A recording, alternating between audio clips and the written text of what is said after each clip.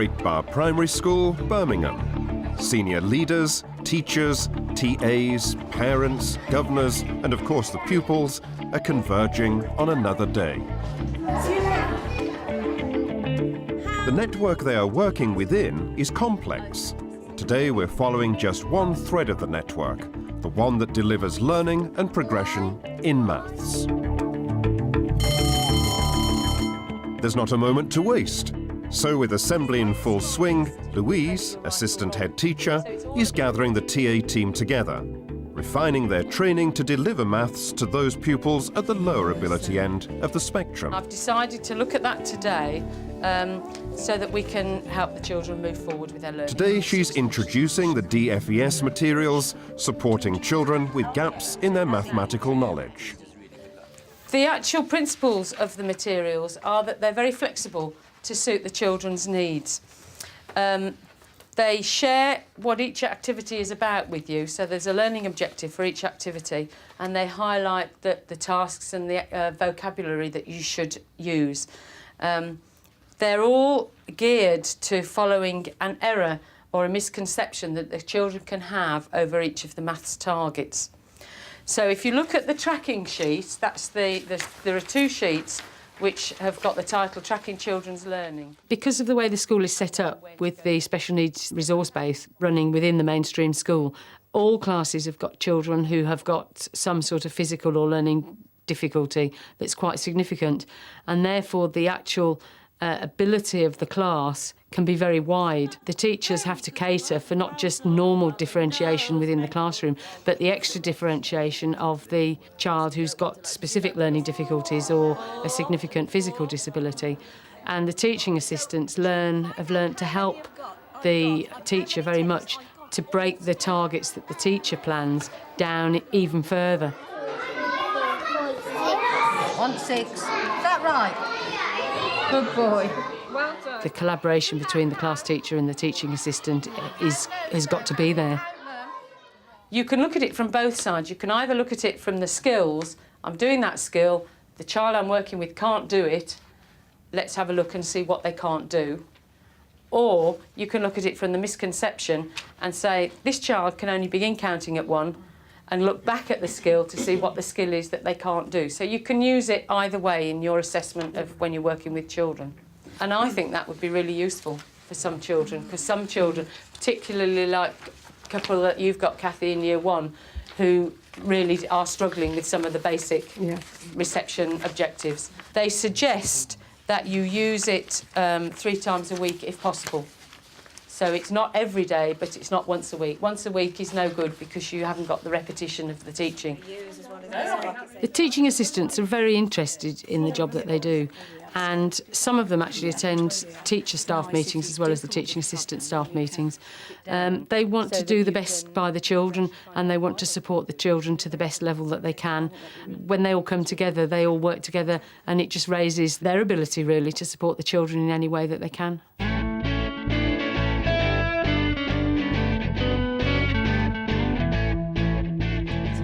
My brain is warmed up to do some maths, so... We've very much been looking and focusing on pupil progress and how we can improve that within maths. We've had lots of meetings with the staff, lots of moderation of work, and we've involved the teaching assistants along with the teachers very heavily. And all of the staff have looked very clearly at what the children are actually doing, so they can actually scaffold the learning for the children rather than just provide solutions for the children, helping the children to think and think creatively for themselves. So 33 and 7 must equal 40. But however good the lesson differentiation, there are still some pupils who need one-to-one specialist maths support.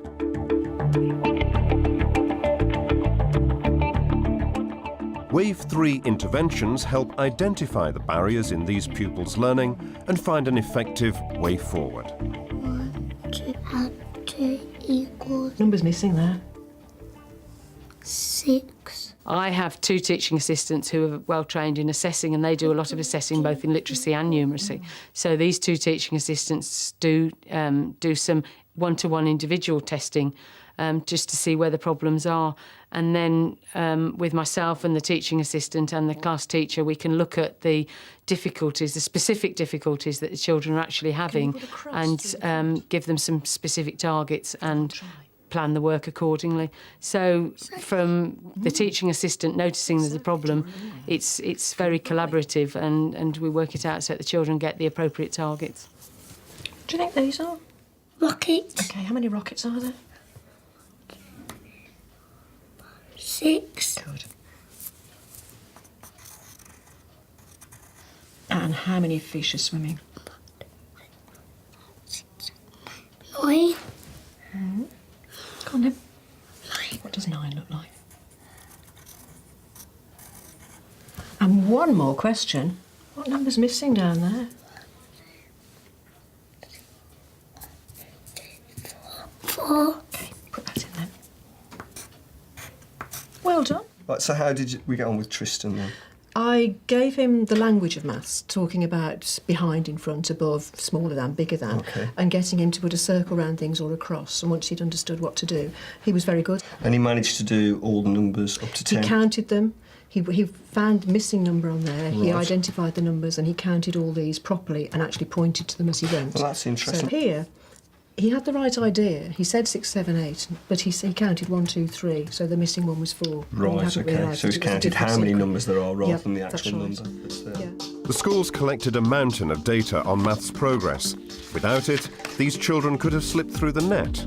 But with it, they hope many will be back on track before they reach Key Stage 2. There's only 2.5 hours at school for these nursery children, but amongst all the activity, there's been a careful record kept of each child's progress. Okay, I'm going to put some teddies here and we're going to count how many we've got, okay? Okay. 1, 2, 3. Good boy, right. Could you come and put one more toy under the blanket for me? 3. And one more. Count them. Count your fingers. Emily? 4. I think 4. As Emily's key worker, nursery teacher Rachel's making it her business at the end of the session to talk to Mum and explain the next steps in Emily's maths learning journey. And reinforce what we're doing. Rachel's keen to exploit the potential of the parents to support what she's doing at home. But first, they must understand it. In terms of her mathematical development, I'm very pleased with her progress. That's good. Last half term, we really focused on numbers and counting and those kinds of skills. She's very confident with her knowledge of numbers, number value, number order, and we're moving on now to calculation and addition skills. Right, okay. In the last few weeks, Emily's really progressed with that. She's using lots of the vocabulary that we'd like her to use, like more and less and the same. She does show a good interest in her number skills and her numbers in general. Yeah, I try to involve her as much as possible when we walk into school.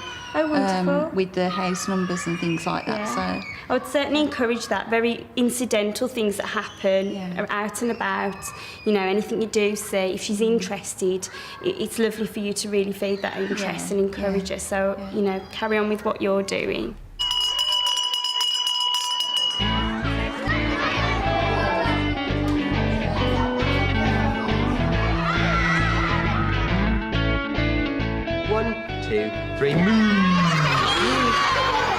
Parents play their part in the school's maths delivery, and once a week, reception gets a visit from Joshua, a parent and a storyteller. The school encourages parents to come in and help out with their children. We're learning some signs. The signs come from both from British Sign Language and from Makaton. It goes like this.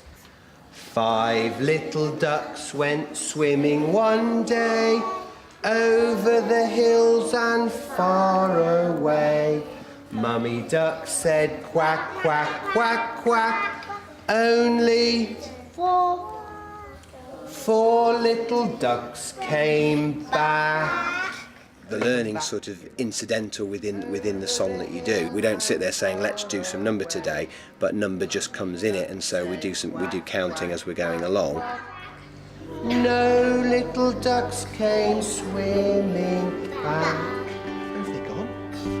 As part of the process, looking at maths and it being a priority for the school, it was really important that all of the staff and the governors and parents shared the same vision.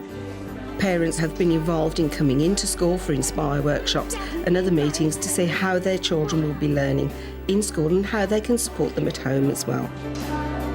The governors also are fully supportive of the school and very aware of what's happening. We've now finally received the full report for Raise Online. We were able to download it this week. We've discussed the value added and the improvements for the school, but this is now actually giving us the contextual value added. So we're looking here at all the summer birthdays and all the other aspects that they've taken into account. The curriculum committee involves just looking at the curriculum in school to make sure that it's been implemented as the teachers say. I carry out various visits. I try to do one a term. I've recently visited school and looked at the Key Stage 1 maths. At the end of the day, you say you're a governor. You have to see what's going on within the school. It's not just attending meetings. It's to be play an active role in the school as well. And she was looking at Yes, on my recent visit, I was pleased to see how confident the children were, able to choose the activities they were doing and to carry them out very confidently. And I was really, really pleased to see it in action.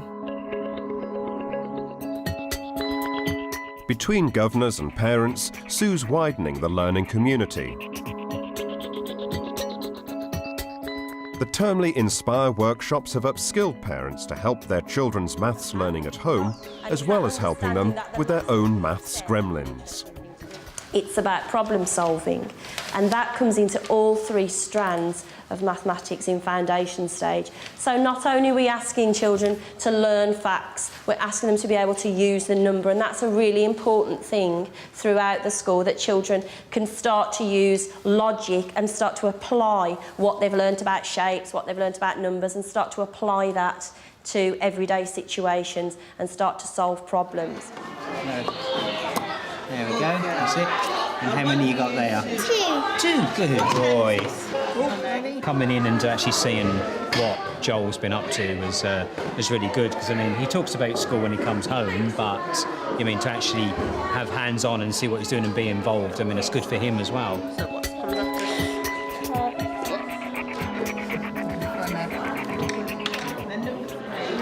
I try and get involved as much as I can, to be fair, whether it's maths or anything else. Definitely give me an insight, because it means you can take it home and add things to it or take things out that you think wouldn't work necessarily for your own child, but definitely give me new ideas to help them to learn a bit more while they're at home as well. When she comes home, we can talk about what she's done at school, because obviously coming to the workshops are involving us more, but then there's new ideas as well. So it's supporting us to support our child. So it's really, really enjoyable, really nice. Great Bar have found the knack of harnessing the whole school network to make the most of every day. So perhaps progression in primary maths isn't just to do with what's happening within the classroom, but well beyond it too.